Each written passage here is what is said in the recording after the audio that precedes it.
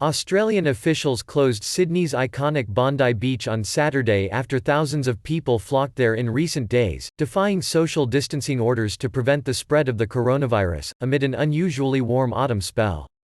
Health Minister Greg Hunt said the crowds on the country's most famous strip of sand were unacceptable as he reported the number of infections across Australia had risen to 874. The death toll was 7, unchanged from a day earlier.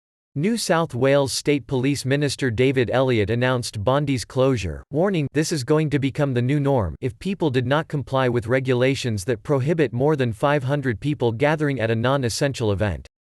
This is not something we are doing because we are the fun police," Elliott said in a televised news conference. "This is about saving lives.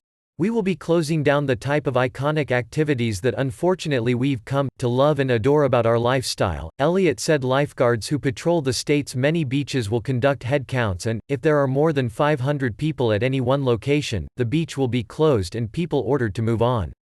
Prime Minister Scott Morrison announced stricter rules on socializing on Friday, requiring indoor venues such as bars and restaurants to maintain a density of no more than one person per 4 square meters (43 square f) of floor space. The overall limits of 100 people gathered indoors and 500 outdoors remained in force. In Victoria, the state government responded to public pressure and revoked an exemption given to Crown Resort Limited's Melbourne casino from those tougher rules. "We are practicing what we were told to do," a Crown representative told Reuters by telephone. Crown and Sydney rival Star Entertainment Group Limited are licensed to operate a total of more than gaming 4,000 machines. Both introduced social distancing measures last week, including switching off every second electronic gaming machine and table, but their shares have tumbled on concerns about their future revenue. The Australian response to the coronavirus pandemic, while unprecedented, has been less severe than in parts of Europe and North America where higher rates of infection have led to more sweeping public lockdowns. Schools in Australia remain open, with Morrison citing medical advice despite some criticism of that tactic.